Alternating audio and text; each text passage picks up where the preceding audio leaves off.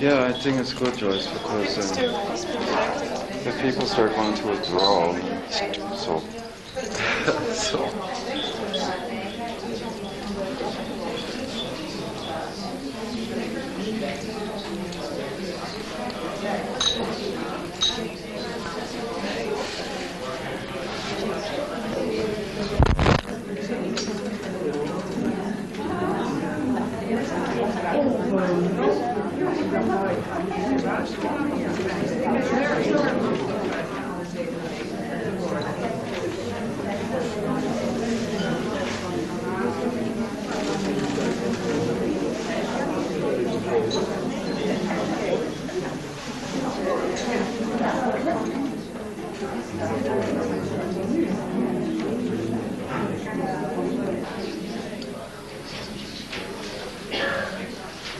Well, good morning, and welcome to new people who have arrived today.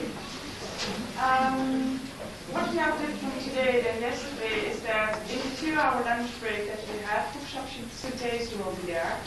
Mind you, we will leave there after lunch, so don't wait for it if you need for longer from them.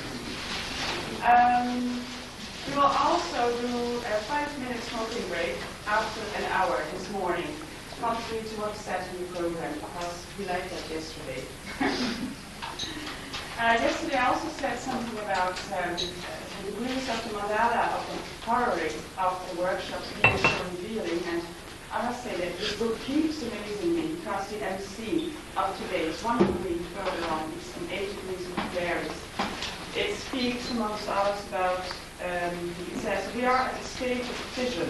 New forms are revealed to the consciousness, as well as new ways of meeting other people in social relationships.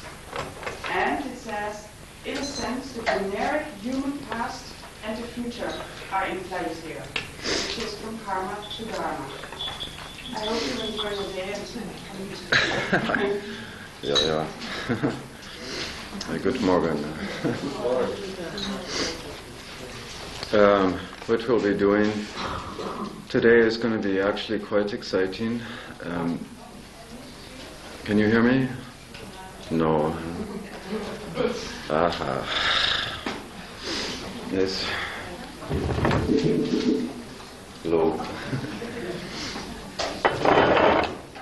What we'll be doing this day is going to be very exciting, and because many of the ideas that will come later in the day will be brand new. They have not been spoken to any place before, and they will be directly dealing with the idea of transferring from our preoccupation with the past, which we can call karma, and to change these, yes, to what we can call Dharma.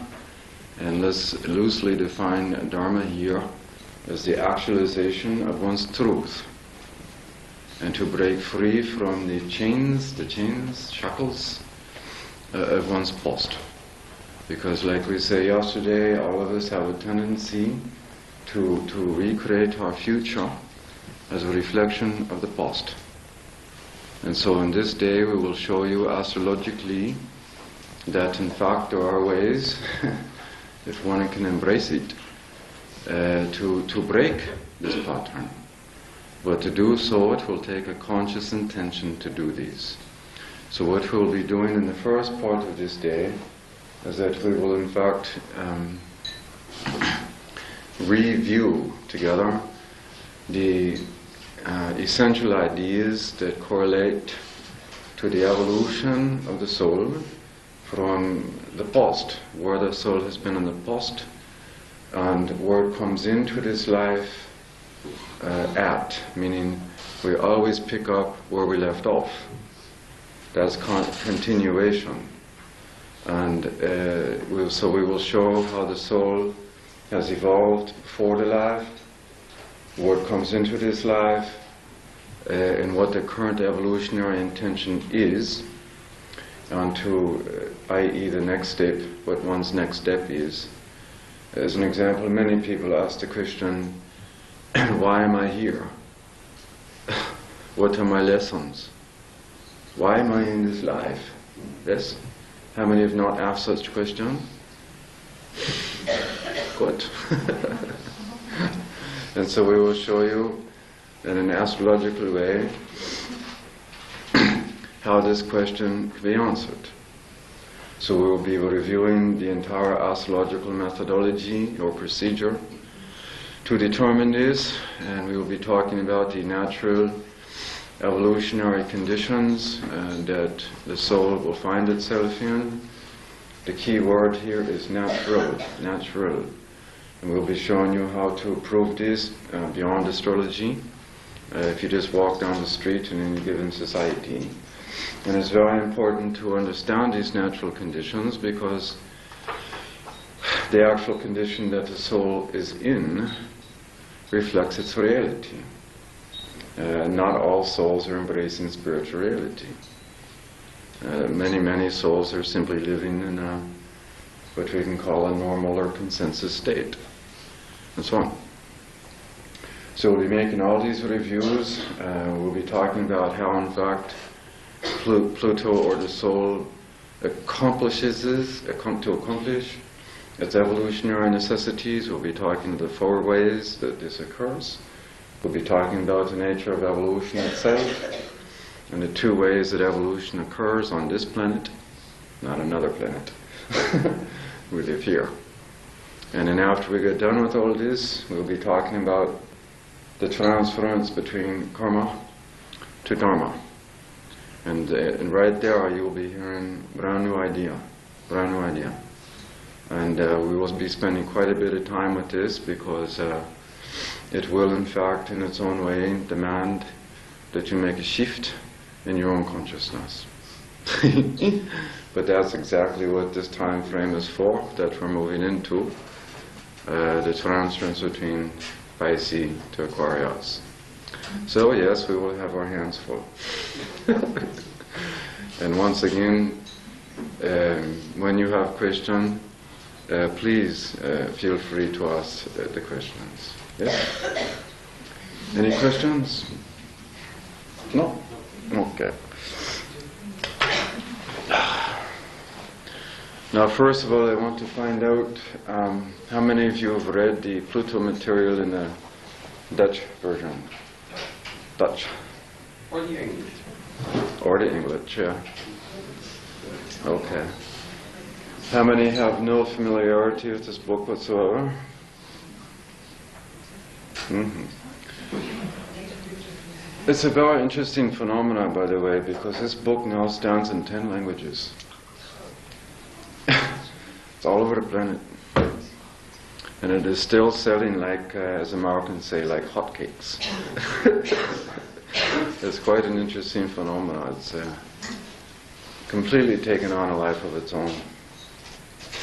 And it's now even going into Hebrew. Yes. And into the Czech language, because we just did a lecture down in Prague, and these people became extremely excited. And it's very nice down there, because they're coming out of their chains of communism, and now they've had 4 to 5 years of freedom, and it's an interesting experience, because they have so much new freedom they don't even know what to do with it.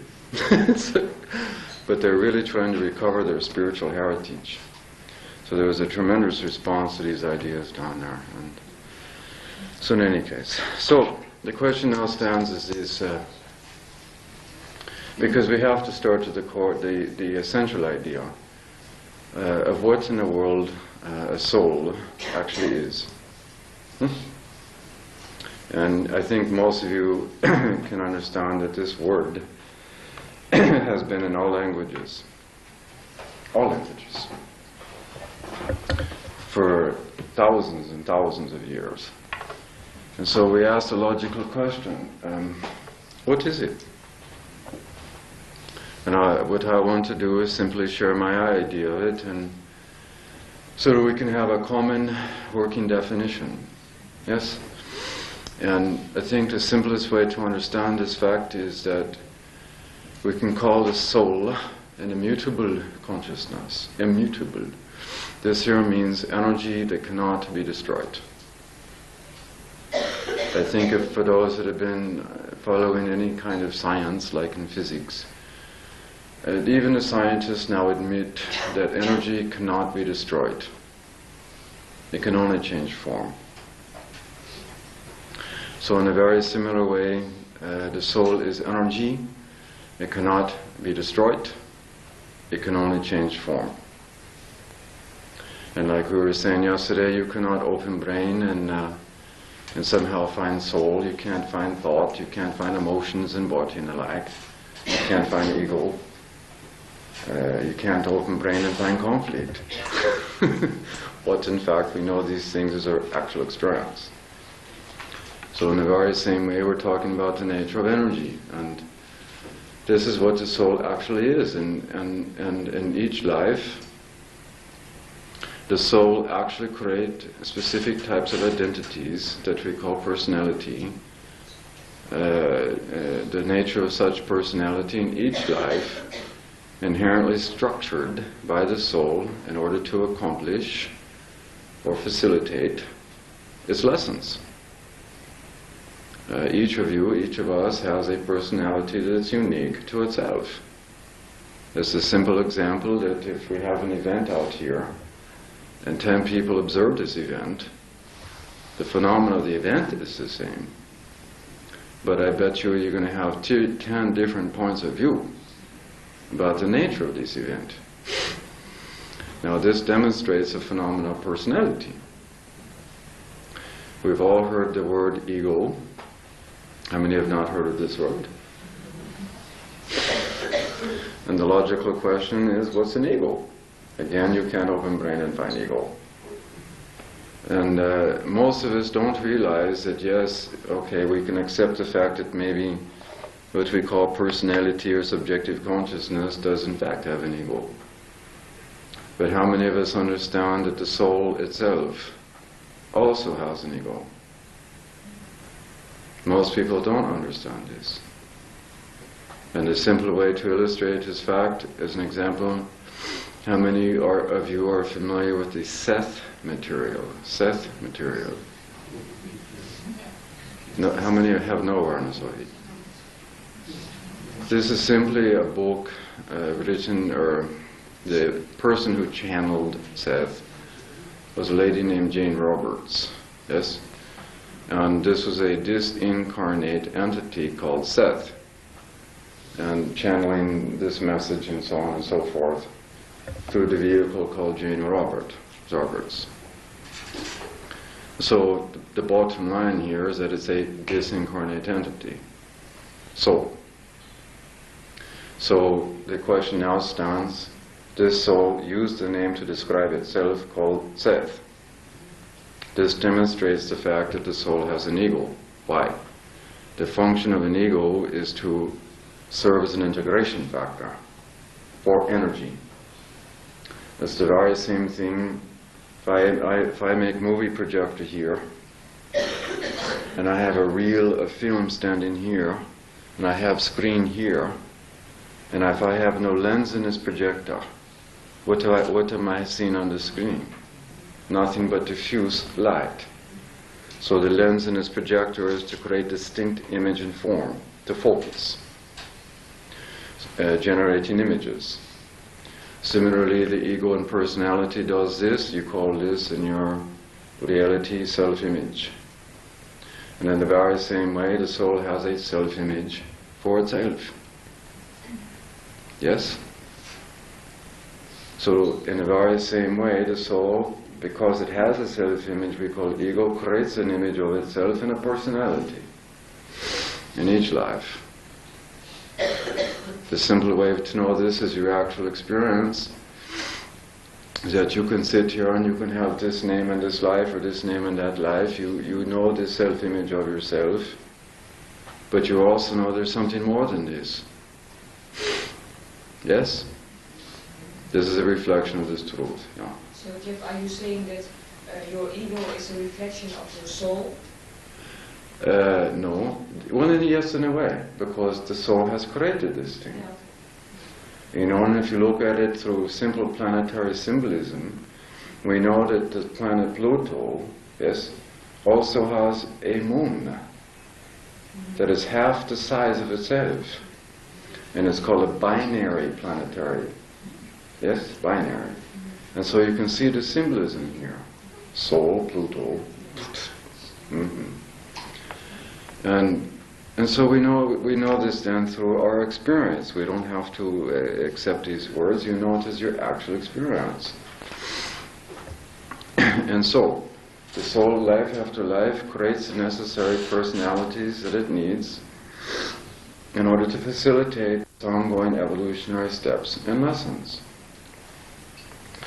So, we can ask then the logical question: what in fact is the dynamic or the law that creates the necessity of evolution?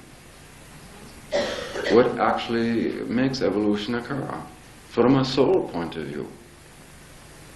And the answer is quite simple. It's this very same answer that created Buddha's enlightenment under the famous Bodhi tree, as he sat there and pondered the nature of sorrow, pain, and misery. Why is this, Lord? He asks. And he sits under this famous Bodhi tree, and suddenly, in his typically Buddhist way, answer comes. And the answer was simply based on the nature of desire. So the bottom line is desire itself is the primary dynamic or vehicle through which evolution occurs in the human form. If we examine this more deeply, we will find the fact, because again we must understand, like it or not, that we are living in a time-space reality called duality, or polarity. And via this natural law, linked with desire, we can now see that there are two desires that stand equal in the soul. And these desires are antithetical, in opposition. One desire is to simply separate from what we call the origin of the soul. We can use now the word God. This is the same example of what we call the Creator or God separating the creation from itself. The law of separation stands within the original creation point. And we can call this the projected creation. Of course, we can speculate like crazy as to why this occurred in the first place. And one desire is to simply return to that very same thing that has created us. So the evolution of the soul in the human form is simply based on the progressive elimination, Pluto, of all separating desire to the exclusion of one desire, and that is to return or reunite or merge Pluto with the ultimate creation point in the first place. On a psychological level, the psychologists want to call this the law of free choice. Think of it. Free will. Now, that which you desire will in fact manifest into reality. Now, this simple truth can be validated beyond astrology. Simply look at it this way. All of us sit here in this room, people all over the planet, and you can have whatever separating desire. The new lover, the new social position, the new couch, the BMW, whatever. And you might have some capacity to actualize that which you desire. And once you actualize this thing, you will in fact have a sense of satisfaction. I've got it. But what soon replaces this feeling of satisfaction? Is it not the sense of something more, or the sense of dissatisfaction? It is the feeling, the psychology of dissatisfaction that is an echo or mirror, reflection of the desire to return to that which creates you. Now all of you have this experience. You have to again remember that astrology simply reflects life. So this is a reflection of a universal experience. And so, again, the evolution of soul based on progressive elimination of separating desire. If you all look at yourself honestly, at this moment, a big if, no.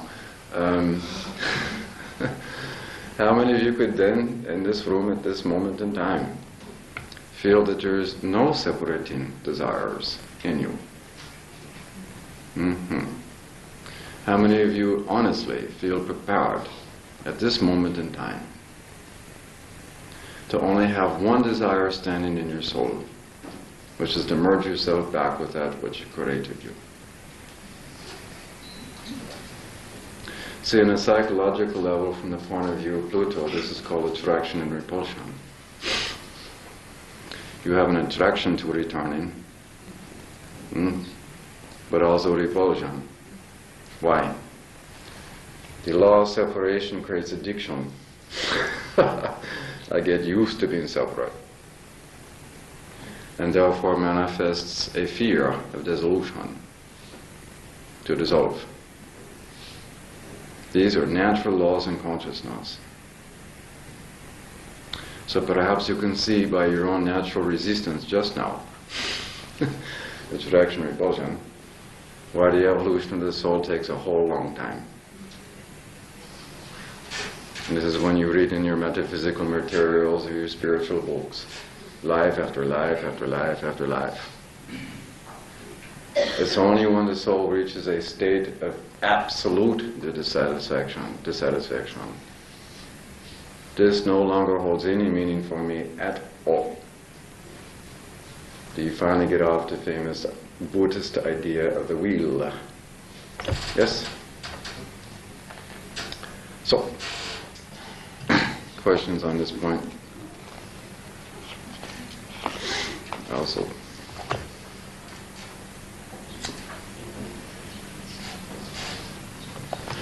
Now, if we just make it simple, where your Pluto is located by house and sign, your natal chart, will show you the types of desires your soul has had prior to the life that you're currently living.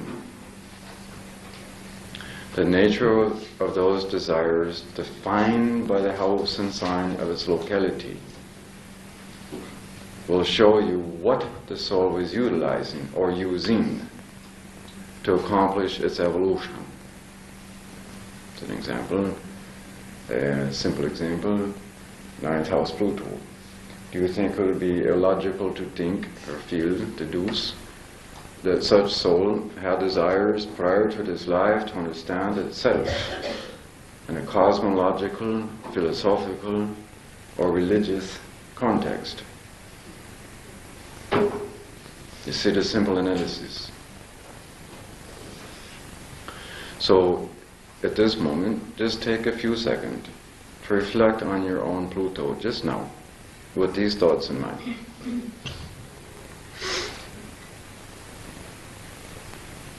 Yes, sir. If your Pluto is on the cusp, let's say the cusp of the 8th going to the 9th house, 1 degree before the cusp of the 9th house, confusion with gravitate towards. Yeah, what you're looking at there is called a mutational symbol, meaning the soul is trying to wrap up a series of 8th house-like orientations, and has been trying to move into a 9th house kind of orientation. But by finding it still standing in the 8th house, it has to bring these 8th house issues to culmination before the 9th house can truly be mutated to. Typically in such a soul you will see both themes. The reason the soul has been trying to skip steps. Yes? Because the 9th house is experienced in a fundamentally different way than the 8th house. The 8th house soul experience is very difficult over many lifetimes. And it's like saying the soul has had so much of it, it's gotten sick of it, that it wants to move very quickly in this way, 9th house. But it has to recover these things. And so in essence, because the evolutionary next step, why the soul finds itself in this life, the transference, polarity, law of duality, the next step, why am I here, what are my lessons, what am I trying to accomplish, is simply determined by the natural polarity point, the opposite hues and sign. So in this case, you're going to have in effect 2 types of polarity point. You see my point? Second to first. But these things cannot be accomplished until these 8th house issues are in fact culminated. So for those of you that took just a moment to reflect on your natal situation with Pluto, and if you could just think in simple themes, could you see this operating?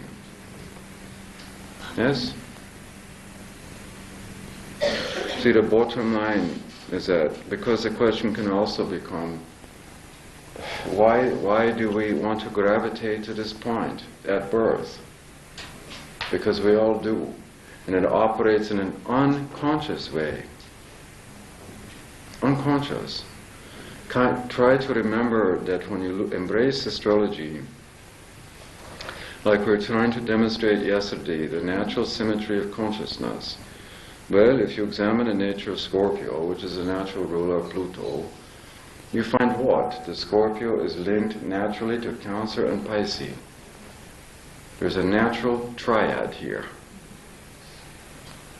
And yes, we can be aware of our security needs from a Cancer point of view, because Cancer and the Moon are the current life, ego, and subjective personality in this way. But how many of us can understand it from this view, that Pluto, or the 8th house, is going to correlate to the unconscious sense of security? And you have to remember again that the essence of security is simply based on our need to be self-consistent. And again, self-consistency is determined by what has come before, the familiar and the known. So in the very same way, where Pluto has been before, the soul constitutes self-consistency, thus unconscious security. This is why you read in your books, Pluto somehow correlates with compulsion, or obsession, or defensiveness, or resisting necessary change. Why? The deepest sense of security is being challenged. This is why Pluto can feel threatened. Yeah, so, how many of you don't feel you have compulsion in your life? Or resistance to necessary change? How many have never felt threatened? How many have never felt defensive? How many have not had the experience of getting sick of repeating the same thing over and over? These are Pluto-like experiences. And so, where you find your natal Pluto, this is going to also, even for those that could be careless about metaphysics, because not everybody on this planet cares about metaphysics or evolutionary laws. Certainly many of the clients you're going to have could care less. But even the client or person you're working with, even if they are not asking metaphysical questions, even if they don't ask the question, why am I here? What are my lessons?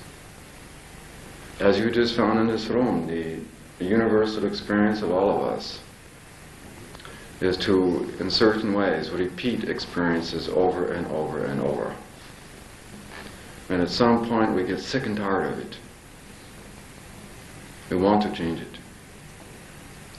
And so even with the clients that are not asking these questions, the origin of such compulsion, the need to repeat experience, you can still work with these people. You simply, in their own language, suggest strategies to change that reflect the natural polarity point of Pluto. And the typical language you want to use with these people, hey, there's nothing to lose. Try it. You can always go backwards. Give it a chance. Yes, you're confused. I think you never get back. You can't go back. You always go. No, people can also go backwards. Which this is in psychology terms called regression, regressive behavior.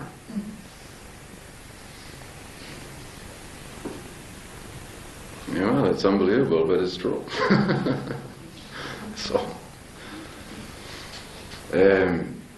So the point becomes that the next step, evolutionarily speaking, is simply determined by the opposite house and sign of Pluto. It's this simple. So as an example, when we use the simple little example of the ninth house Pluto person, let's assume that this person in many, many lives, relative to their need to understand themselves in philosophical terms or religious terms, or cosmological terms or metaphysical terms, or natural law, because ninth house is natural law, has understood a portion of what we can call truth. And in a typically ninth house way, by defining an element of this truth, they want to now find their deepest sense of security in the nature of those beliefs. It then creates a natural Platonian resistance to embracing any other belief or point of view that is in conflict with these beliefs. Why? Their sense of security and or power, Pluto, is being challenged. Now, from an evolutionary point of view, the polarity point becomes third house. The clear intention here is to embrace, understand, evolve into more of the truth. And so, typically, this type of soul, at a soul level, simply makes a program, just like a computer man can make a computer program, a program, to accomplish this step. How would it actually manifest?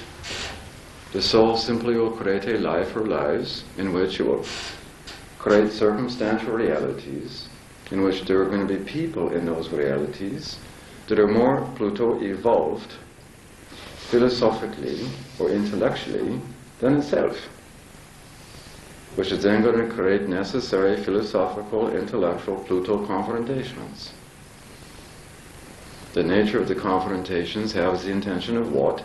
Metamorphosizing the existing belief structure. And so in this way, the soul is given a choice to embrace these new ways, or the old way to resist.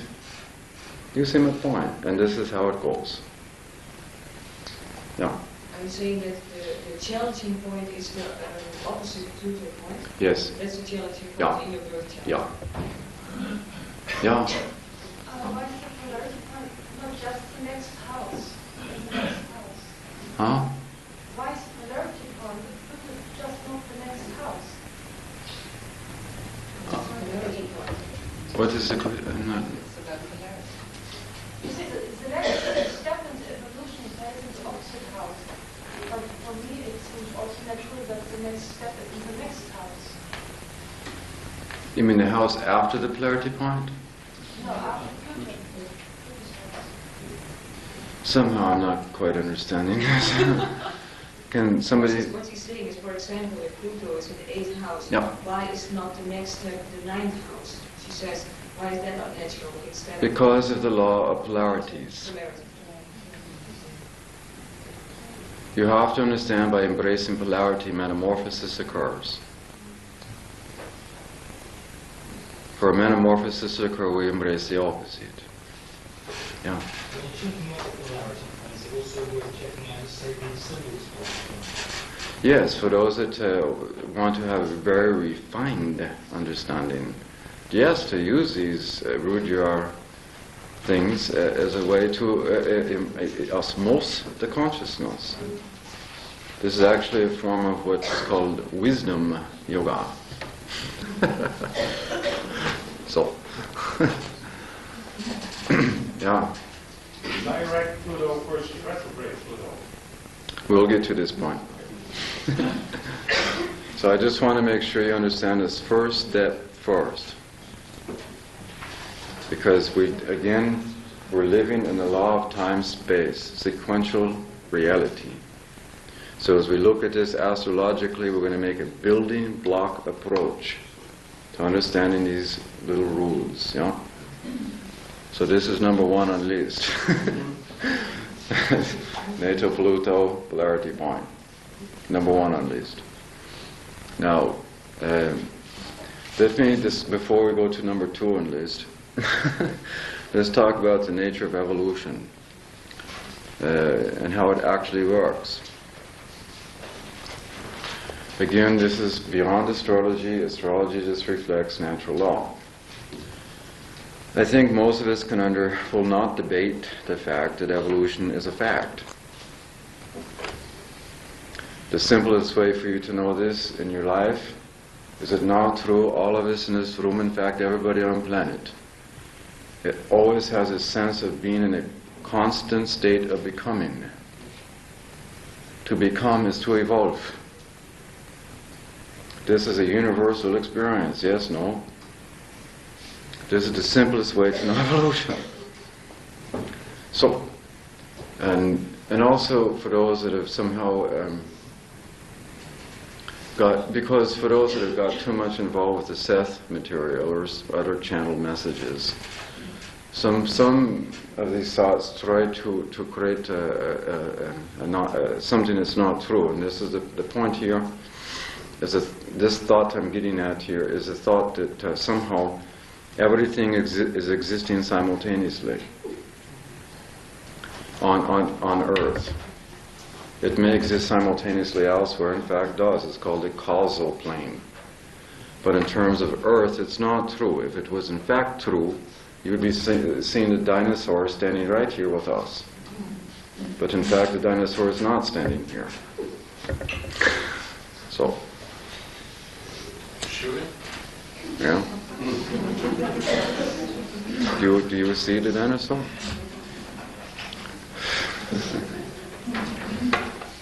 So, there are two natural forms of evolution. One form, which is the way most of evolution proceeds, most of the time, is Darwin's idea of uniformity, the theory of uniformity, which means slow yet progressive change. Yes? And then there is the most horrible aspect of evolution called cataclysmic evolution. Cataclysmic. Catastrophic. Now, examples of catastrophic evolution are things like major Earth events in the area of natural science. We have in the area of human being many forms. As an example, some of you remember an old president in the United States named Nixon, when this man had to experience impeachment, removal from the office of presidency. I think from Nixon's point of view, this was experienced as a catastrophic event. For the nation itself, it was a catastrophic event on a collective level. Or it can be the unexpected loss of a loved one. It can be experienced as a sudden loss of something that you do not want to lose. It can be experienced as your lover comes home one day and says, "Guess what? I have a new lover. For most of us, this would be catastrophic. And so, catastrophic evolution accelerates one's evolution because of its intensity. Most of the time, when a catastrophic or cataclysmic situation is occurring, we don't know Pluto why during the actual activity or the event itself. The understanding of why tends to occur after the fact, in hindsight. And these sorts of realizations are deep and permeating, which is exactly why evolution in this way is accelerated. Some things in life of a catastrophic nature cannot be resolved, or the why of it is not understood in the context of a life. This becomes, on a psychological level, very problematic, because most people want to know why, in order for them to keep moving, growing. And sometimes these whys or understandings are not understood. Sometimes the client will come in, why? But sometimes these whys are not meant to be understood in an existing life. So when you work with these kinds of clients, or if in fact it's occurred in your own life, the only thing you can really do is to resolve to go on anyway. Some things in life are just not resolvable. They will be resolved or understood in another life.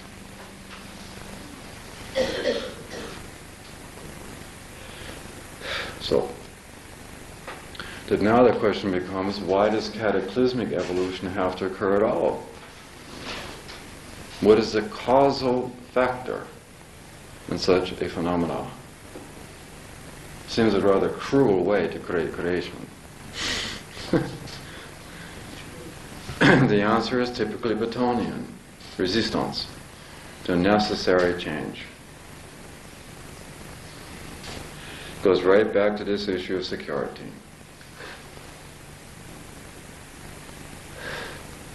And when resistance to necessary change reaches a certain degree of intensity, and yet the change is necessary for the evolution to proceed, the resistance factor is the causal factor of the cataclysmic event.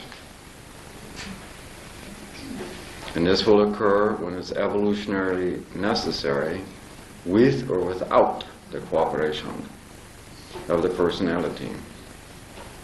The soul is creating this occurrence. It's no different than stress building up on a fault line. And when that stress reaches a certain degree, critical mass, boom, same thing. Now most of the time, again, evolution proceeds in a uniform way. The balance of most people's lifetimes is not cataclysmic or catastrophic events.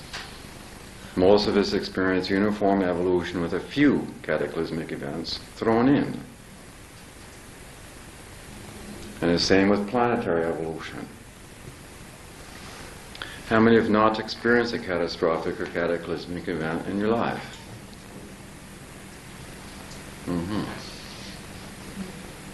Again, universal experience.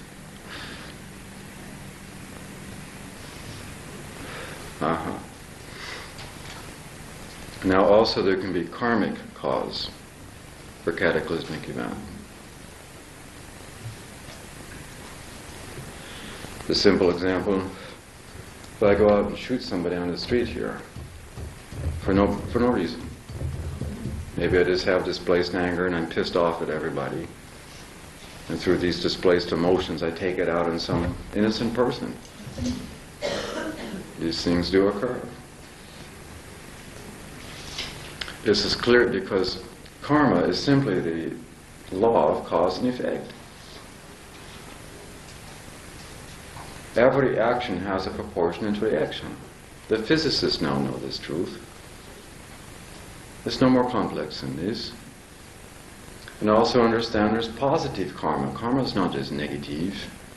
So many people in the West want to think karma is just this negative thing. Yes, but there's also great positive karma. If you've been in a series of lives with a pure desire to truly help people over a series of lives, and you have in fact helped people, you're creating very positive situations for yourself that are karmically determined. Do you understand this point? So sometimes when we create negative events, negative things, negative desires, it will in fact create negative karma. Try to understand also there's a difference between karmic law and evolutionary necessity. This is a very important point to understand, because all too often in astrology work, a client will come to a given astrologer and they will report, well, this has happened. And all too often, because of this tendency to think karma is just negative and linear, oh, well then you've done the same thing yourself, and this is why it's happening. This is in fact not always the case. There is a thing called evolutionary necessity. An example, what if a given individual, in their desire to embrace spiritual reality, oh, I just want to know God, God, God, God, they end up denying emotions or suppressing sexuality, meaning they're not allowing evolution to proceed in a natural progressive way. They're trying to rush ahead and now denying emotional reality, physical reality. Through evolutionary necessity, there will come a point in time in which they have to recover these steps, that which has been suppressed or denied. And when this becomes a fact, the soul will simply create a life in order for this to occur. And in this particular example, perhaps creating a life in which the very nature of the circumstances have the ongoing, continuous effect of requiring the person to be in emotional, physical reality, like it or not. And therefore, perhaps in this example, creating a parental environment in which they became psychologically, emotionally, or sexually abused. Now the tendency here from those that have this limited view of karma, the client now comes to the astrologer, oh yes, you've done this before. What if in fact they have not? And that this is simply a case of evolutionary necessity. Now can you imagine the effect on this client? Yes, you've done this before, you horrible asshole. Look what's right. And they walk out the door with these thoughts. Now that astrologer has just created karma for him or herself.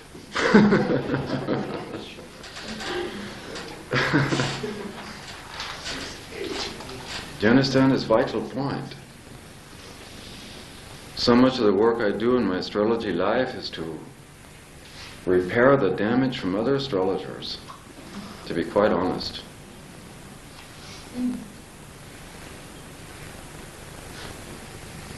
Yeah. So, try to understand this vital difference. Any questions on any of these points so far? Yes, sir. Since Pluto remains in a particular sign for a longer period of time, could you say that Pluto in sign refers to the revolutionary or evolutionary necessity, while Pluto in the house indicates your personal karmic? No. No? No, because the question you really are making is, yes, many of us can be born with Pluto in Leo or Pluto in Cancer and so on and so forth. And so the question is, how come? And the simple answer is that it takes more than one person to accomplish the evolutionary necessities of the planet. So millions of souls are born with the same sign to accomplish that. An example, simple, Pluto and Cancer people.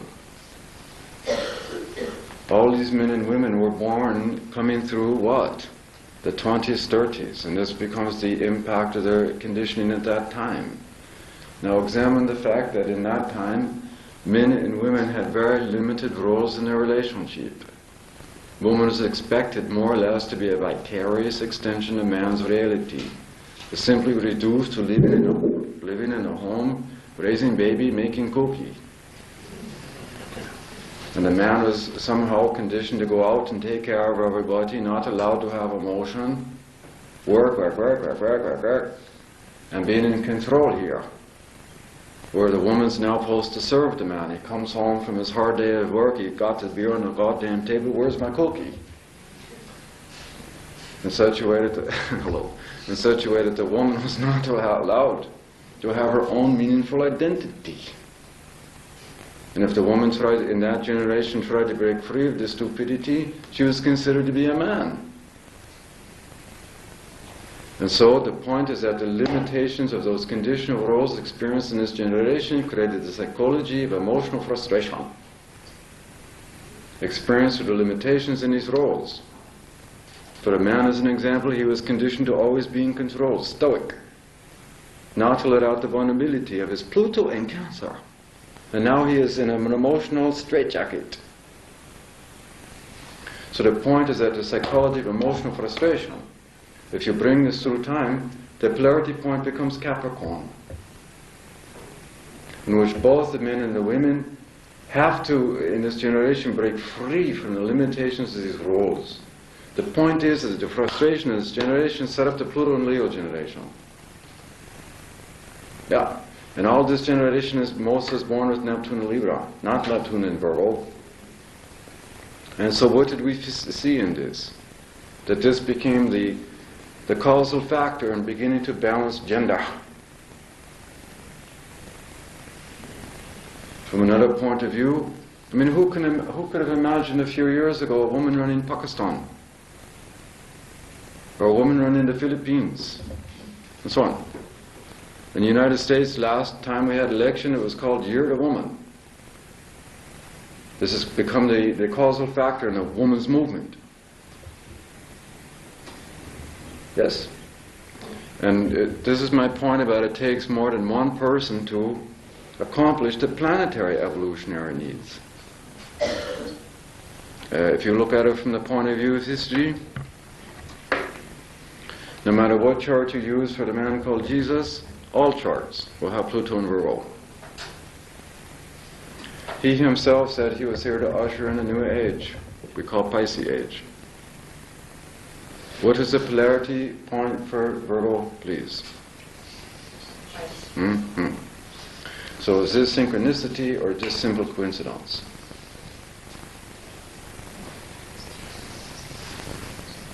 So it takes more than one. And yet a generation is comprised of individuals. Yes, it is. So we're all individuals in our generation. What's interesting here is, we'll just take a second. If we now look at the phenomena we call synastry, wherever your natal Pluto is, your whole generation, Plutos, land here. This helps.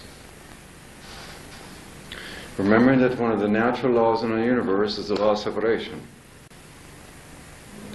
Every individual in a generation that it's born into wants to know who it is as an individual within its generation. Not just to be an unconscious robot. So through synastry, by having your whole generation impact on your natal Pluto, it has the effect of igniting or stimulating this natural law of separation, which in turn naturally stimulates the polarity point in your individual chart. This is how it operates. Fascinating how God puts all this together. Natural symmetry. So, now we understand the number one method on this list. Yes? Natal Pluto polarity point. And, because most of us too know that progressively the Pluto and Leo crowd is becoming in positions of social power, social control. An example, Clinton has Pluto and Leo. First president like this. And what is the polarity point for this generation? Aha. And here we are now, just now beginning this journey to the Aquarius age. Coincidence or synchronicity? Mm-hmm. Oh, so. I didn't hear you. What did you say about polarity point? I couldn't hear it. That I was using the example of Leo switching to Aquarius. Yeah. That the generation of Pluto Leo is now coming to a position of power.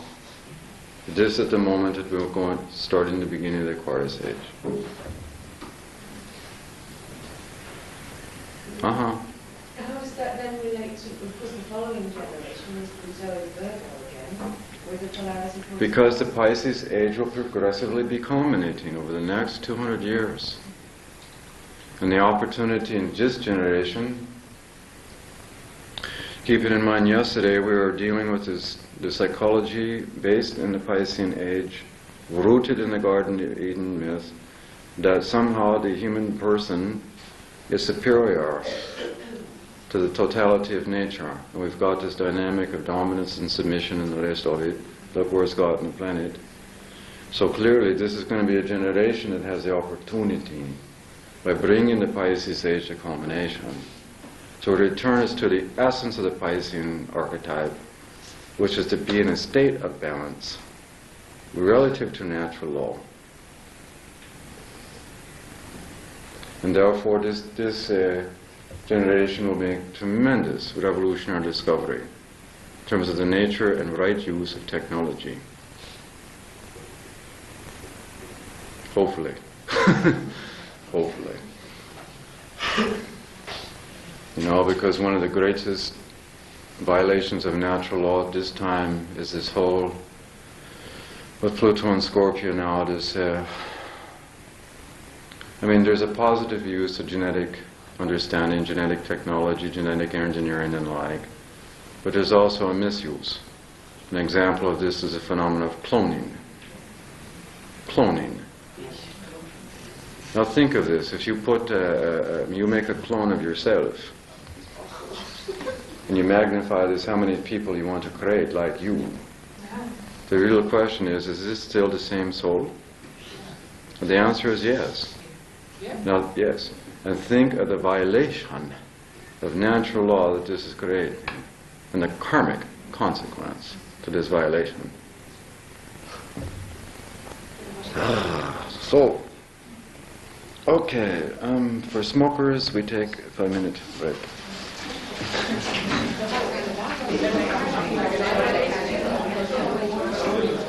Okay.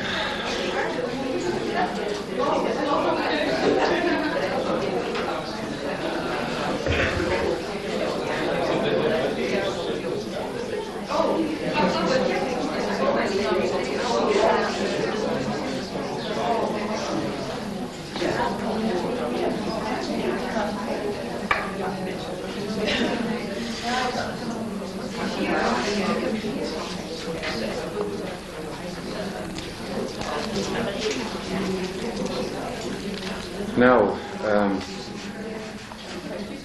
number 2 method on your astrological list to understand is the evolutionary transition between past and future. We now will want to look to the south node of the moon. South node. Remembering a few minutes ago we talked about the fact that Scorpio, Cancer, Pisces have a natural symmetry, a triad in astrological terms.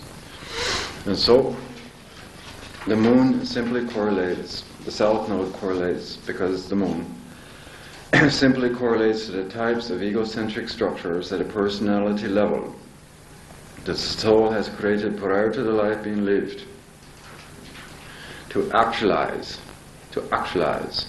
the desires that are inherent to the natal position of Pluto itself. Simple example. We go back and use our example of the ninth house Pluto person. Let's assume again that this person's had a series of lives in which it's desired to understand the nature of its life, existence, in philosophical, cosmological, metaphysical terms, or religious terms. And so, we now put the south node in number 7 house. Now, what does it mean? What kinds of past life egocentric structures or personalities has the soul created in order to actualize, to make real the desires in its ninth house Pluto? Simple analysis. This would be an individual who has been creating a series of past lives in which, through the personalities created, has initiated a diversity of relationships, 7th house, diversity of relationships, with 9th house teacher types, in order to bring to itself, through the initiation of such relationships with teacher types, the information that it was desiring. Coming into this life, that individual would naturally gravitate to the same thing. Let's contrast this, 9th house Pluto, south node 1st house. The desired nature is exactly the same here, yes? And yet the personalities the soul has created in past life have been just the opposite. They're now found in the 1st house. This is now going to be an individual who was a teacher to itself. Aries. A person who had in past life learned to ask and answer the questions from within itself. Now the desire nature was exactly the same. The ways that they have been actualized, these desires are clearly, in this example, completely the opposite. Do you see my point here? Coming into this life, that person, south node and 1st, would gravitate to this way of defining itself yet again.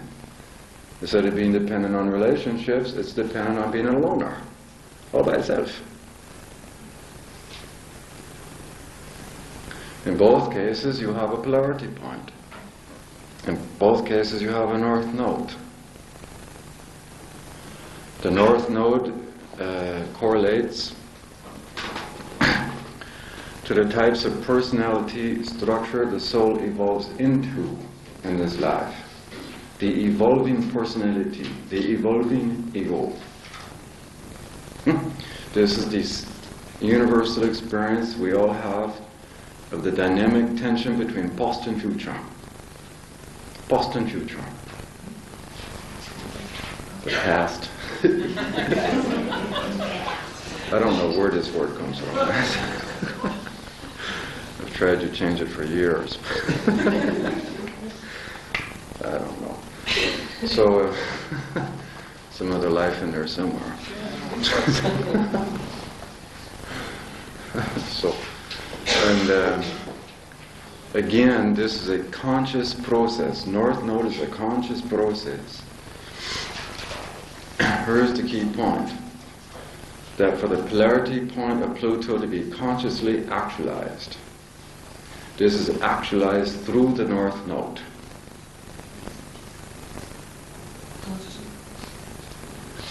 So, to use our example to follow it through,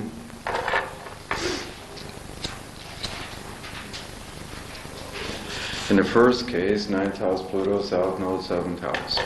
Polarity points 3rd house, north node's 1st house. Clearly we're looking at a situation where this person again has been dependent on this one's idea, this one's idea, this one's idea, and has become basically a collecting house of information. And now with the polarity point in 3rd house, north node and 1st, you can clearly see the example that this individual, this soul is learning in this life to break free from the dependency on teacher types, to actualize new knowledge, 3rd house, that is actualized in its own way, to learn to ask and answer the questions for itself, which is then going to necessitate, coming into this life, necessary argument or confrontation or resistance to teacher types. And by creating these kinds of arguments, it's a progressively withdrawing from this dependency and progressively actualizing its own voice, learning to finally trust ninth house, its intuition. Because as you move towards these polarity points, you're also metamorphosizing the inherent definitions of the natal Pluto and South Node. You're not leaving them behind, you're changing the orientations. You're metamorphosizing them. So in this case, yes, the person's now going to, the ninth house Pluto has now metamorphosized in such a way that they've now learned to trust their intuition, finding their own voice in this way, finding their own knowledge in this way, and establishing themselves as a new individual in this way. In this life, you could transfer from being dependent on teachers to becoming the teacher.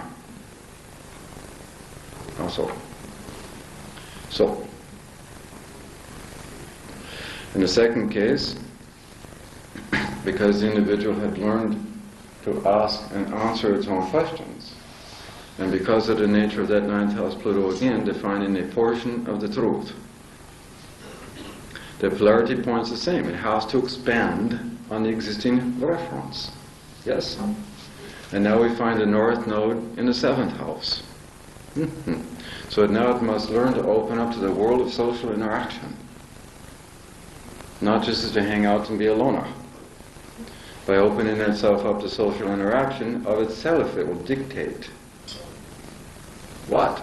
Being exposed to other people's ideas, other people's values, other people's ways of being, and so on and so forth. Which now has the effect of enforcing the third house polarity point. You see how it's working? And in this way, through the north node and seventh, it is learning what? The relativity of truth. Yes?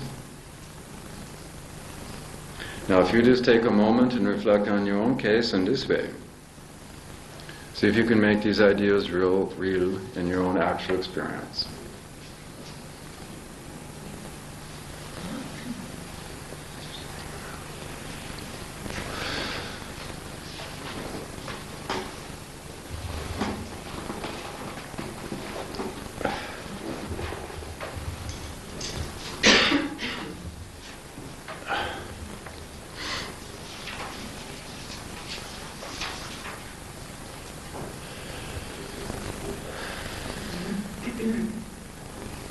Now how many can at least feel it? Maybe not totally conceptually understand it, but at least feel it.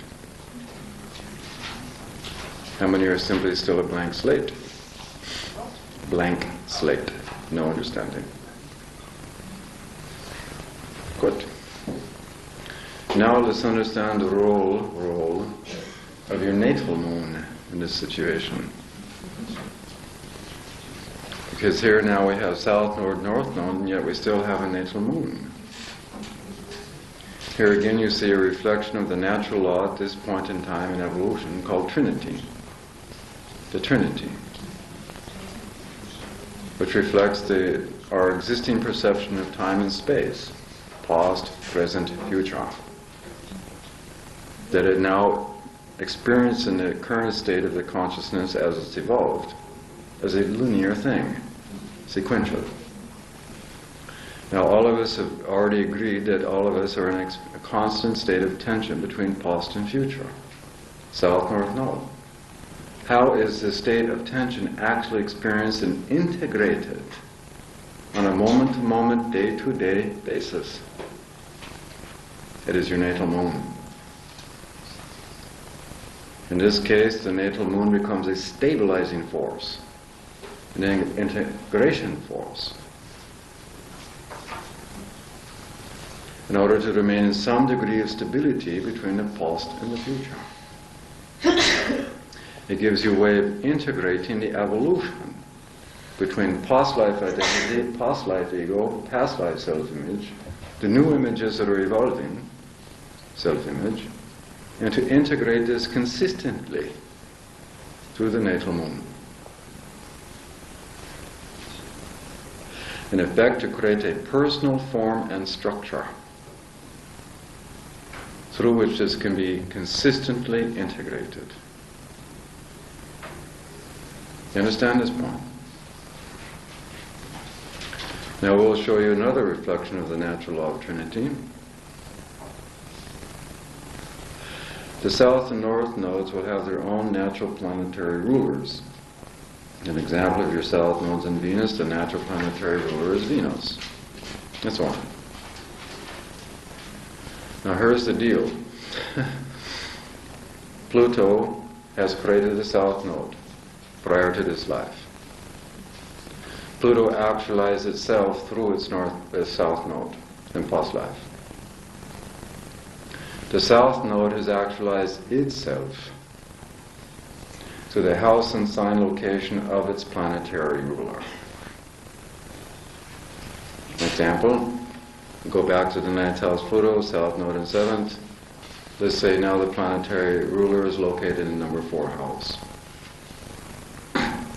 We can now ask the question, what types of relationships, who are the people that this individual initiated relationships with, depended upon in order to understand this ninth house issue? The answer is found in the 4th house. Could it not be a simple case that they were utterly dependent on their parents to tell them the nature of their belief systems? You see how graphic? In the very same way, the north node is going to have its planetary ruler located somewhere. House sign aspects it's making. And in the very same way, the south node, the north node actualizes itself by way of the house and sign placement of its planetary ruler, the aspects it's making. What if they have the same... We'll get to the variations. Yeah. Right now, we're step by step. So here again you see a reflection of the natural law of the Trinity. Pluto, south node is ruler 3. Polarity point, north node is ruler 3. This becomes doubled, it equals 6. The natural chakras, the primary chakras, of which there's 6. By the time you access number 7, you're out of here. This is Neptune. For those that study Chinese things, i.e. the hexagram, I Ching, you find 6 lines. For those that study Chinese philosophy, as in the I Ching, the hexagram has 6 lines. Natural law reflects itself everywhere.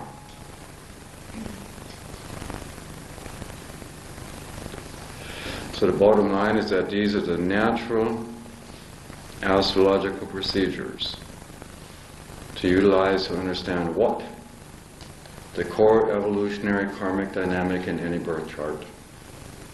The transference between past to future. It is the foundation upon which the house is built. Until you have foundation, you have no house. In this way, when you embrace this type of understanding, or in a Platonian way of looking at it, the famous bottom line, and you understand these issues, then you can interpret whatever other astrological symbol you see in such chart correctly. Venus in Virgo doesn't mean one thing. Each sign is an archetype. Each planet is an archetype. And there is a spectrum of development within the archetype. By understanding this core foundation, you can then understand at what point in the spectrum any given archetype is being actualized or orientated to. Question back here.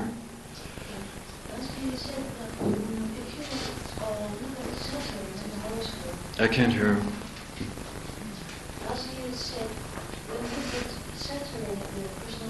Saturn? Yeah. You can see the level of consciousness, and that you have to look at Saturn, and then you can look at all the other planets to get the level of consciousness. No. What I say is that Saturn is how the current subjective consciousness is structured and defined. So how does that fit into this? Through structure and definition. If I have Saturn in Leo, you're going to have a consciousness that is structured and defined through the principle of creative self-actualization. A consciousness that is giving itself a Leonian right to be in charge of its destiny and to be Saturnian resistant or defensive to block, Saturn block, anybody trying to tell it how to actualize itself. So if we have this structure in current subjective consciousness, Saturn and Leo, this will then show you from a Saturnian point of view how these evolutionary issues are structured and defined. So. May I ask you if you have planets conjunct your south node? We'll get to it. This, we're going to go through this very methodically. This question will be answered. So do you understand this core structure first? Pluto, polarity point, nodes, rulers. Huh? Now also understand that clearly in most charts Pluto will be making aspects to other planetary functions. Here again we have to understand this in evolutionary terms. Just as we demonstrated yesterday, the symmetry of consciousness, the transitions within it from 0 to 360, the evolutionary gates, the evolutionary arcs within them, the transitions reflected. So, as an example, what if we had Pluto at 5 Leo and Venus at 5 Scorpio? Most of us would not argue with the fact this is an exact square. If we accept a square, it can have also a 10-degree orb. We could place Venus at 25 Libra and Venus at 15 Scorpio and still say there's a square. Now the simplistic mind will say, oh, it's the same thing, and generate one cookbook meaning that's supposed to fit all cases. One size fits all. Here again is a complete disservice to not only astrology, but the client. If you look at this from evolutionary glasses, you see an evolutionary arc here that goes over many, many lifetimes. If I'm just starting out with this square, i.e. Venus at 25 Libra, and this is maybe the first life I've dealt with a metamorphic impact in my relationship dynamics, Pluto square with Venus, my experience and orientation to this square will be fundamentally different than having Venus sitting out there at Venus Scorpio. And you've already had a series of lifetimes, probably very difficult relationship stuff of a Plutonian nature, in which I've progressively learned, so that my experience and orientation to this square clearly will be fundamentally different than the Venus sitting there at 25 Libra. It's no different than if you walk into a department store and you buy, say, a new pair of pants. When you first put the things on, do they feel comfortable? Do they feel like you fit into them just yet? No. They feel new. But if I wear these same pants 5 years, they have now conformed to me. They feel comfortable. When I put them on, I'm at home. In the very same way, these aspects. Now think what a great service you could bring to a client who's now walking in the door and has got this Pluto square Venus and is sitting out there at the last degree of the orb, 15 Scorpio. And you can simply bring them the good news. Guess what? Now, conversely, if you're seeing it sitting there at 25 Libra, no, you don't want to tell this person, guess what?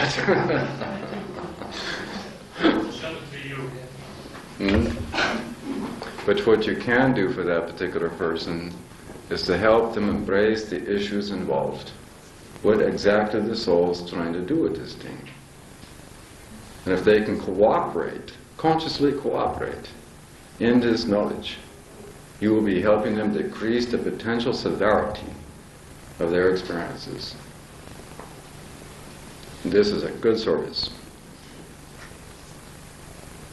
You understand?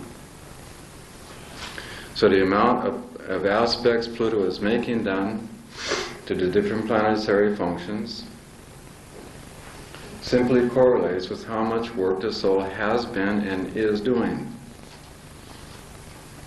There is no need to make judgment. If you're seeing a chart there that Pluto's just making a couple of aspects, and the next chart Pluto's making aspects to everything, you're going to have an observed difference in these two people's life experience. And if you look at this in evolutionary terms, there's no need to make judgment. All souls have to have a break sometimes. Life is not this horrible Platonian struggle, life after life after life. We can also have grace periods. Thank God.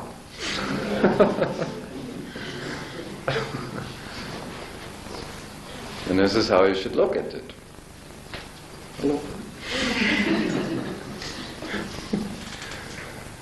And so, now, there was a question about Pluto retrograde. Most of us understand that Pluto is retrograde half the year every year. This means that roughly half the people on the planet at any point in time have Pluto retrograde. Interesting phenomenon. So what in the world does it mean? To understand this, we probably should understand the archetypal correlation to the phenomena of retrogression. Well, the retrograde archetypal principle simply means what? To withdraw, to retreat, or to rebel against the consensus expectation of how that behavior / planet is meant to be actualized. And as a result, it accelerates the psychological process, the evolutionary process, that Carl Jung called individuation. If you're withdrawing from the consensus through a retrograde function, you are individuating that function. Therefore, a retrograde archetype accelerates the evolution.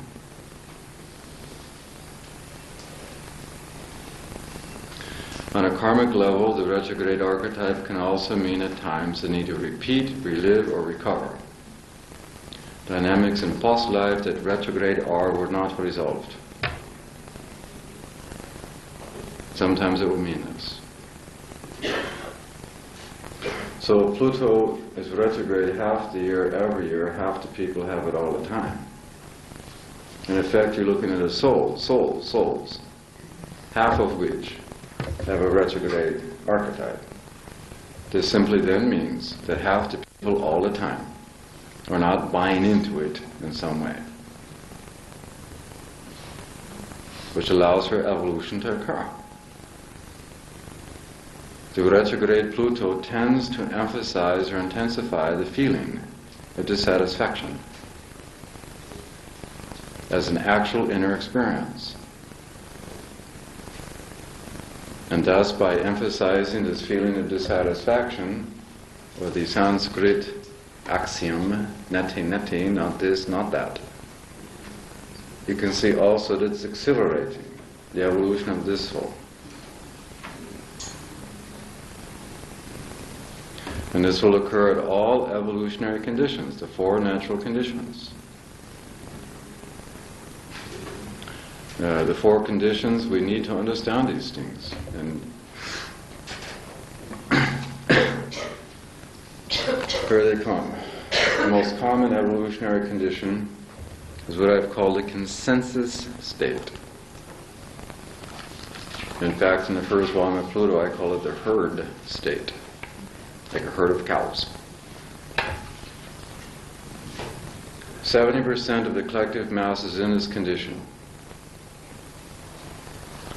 If you're in a consensus state or a herd state, famous scientist tells you that astrology is simply a pseudoscience, false science. Your opinion simply reflects this. You do not think for yourself. The archetype in the consensus state that is most dominant is conformity. To conform. This is to say Saturnian archetype.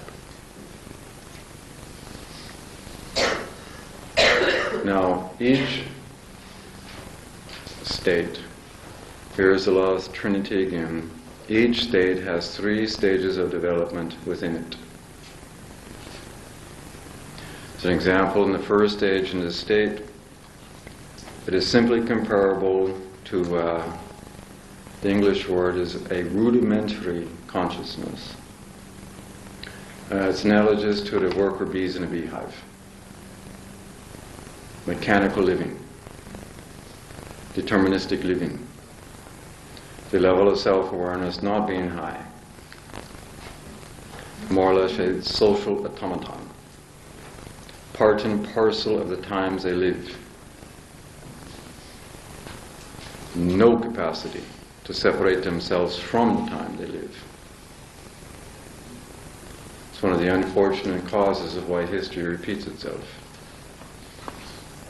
Meaning the lessons learned in any given age not being able to be applied forwards. The second stage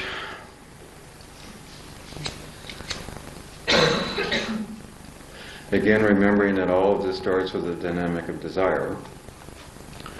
So the second stage of this consensus state simply correlates to souls who have come up to an evolutionary situation in the state in which the desire positions a social status, becomes something higher than just a rudimentary person, something other than just a mechanical worker. And as a result, they have to, in quotes, educate themselves into the ways of their society. Yes? To learn how the system works in order to achieve this sort of desire. An example, if there's a person in a consensus state and they now have a desire to be in some degree of social position, and they say have a desire to be a psychologist, in this case of a traditional nature, then they have to educate themselves, using a point, to achieve the desire. This is the second stage. The third stage correlates basically to souls who have the capacity to become political leaders. Why? They've learned how the system works. And they're getting ready to move into the next evolutionary condition, which we're going to be calling individuated. Most political leaders have some self-created vision of how the system or society should be. Yeah. And then when they go around trying to be elected, they enunciate this thing. And the consensus people say yes or no, they vote for them. Now this possibly is the origin of the axiom of the blind leading the blind.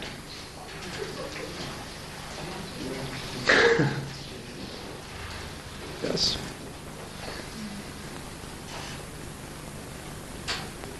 Now, every once in a while, there's political leaders produced that do, in fact, have an innovative vision to radically change the system. These are souls that are, in an evolutionary scheme of things, right on the threshold of moving into the individuated. An example of a leader like that at this point in time is in fact the President of the United States.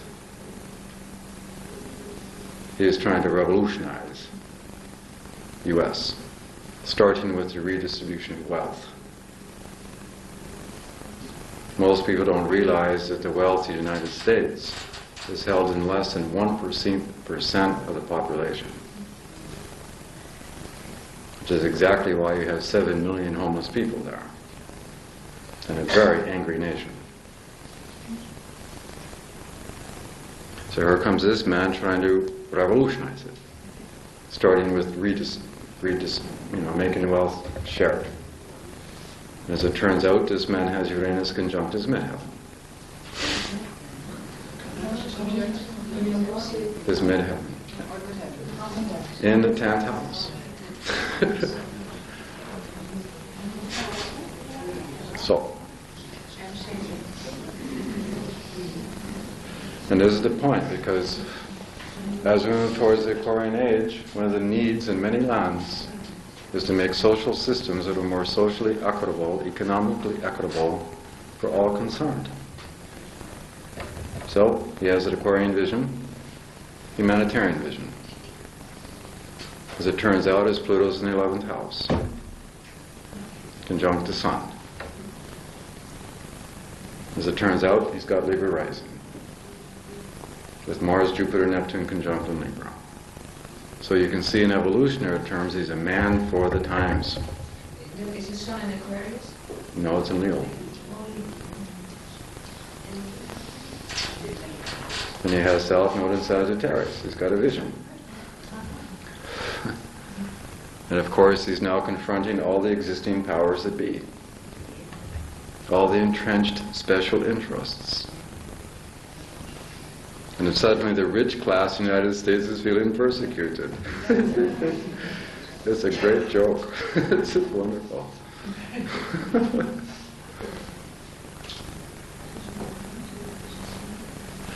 And this moves us now into the individuated state, in which again there's 3 stages.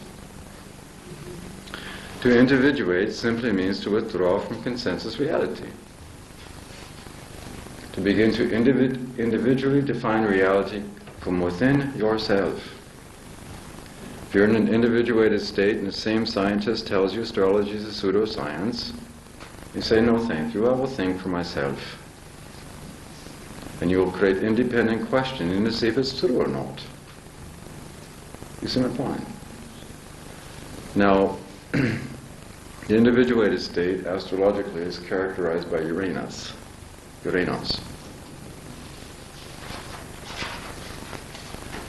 The first stage in this condition is problematic. The reason is, again, they've just left behind a consensus. Now, in this stage, the individual will have a deep inner feeling of being different. Different. A sense of alienation relative to the consensus. I'm something different than that. But in this stage, not really knowing how to actualize or define it. They will have a kind of undefined feeling inside, an undefined freedom, but not really knowing what to do with it. And as a result, all too often, a person in this state is what I call straddling the fences. They typically will compensate for the feeling, by adopting the external appearance of normalcy. They may in fact look like everybody else. They might be living a normal life. But inwardly, the reality is in conflict from that which they compensate. You understand why?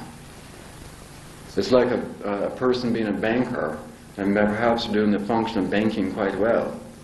And they're successful in this and this and this, and they got their suit and tie on. But inwardly, they can't connect. They feel like they're living a lie. Yes?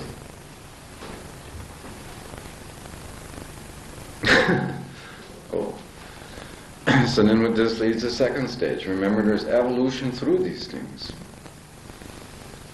And as a person begins to evolve, i.e. progressively individuate from the first stage to the second stage, they finally arrive at a point in time in which the psychology or feeling of detachment is the core inner feeling they have. Progressively, the individual has been able to separate themselves from the times they are living.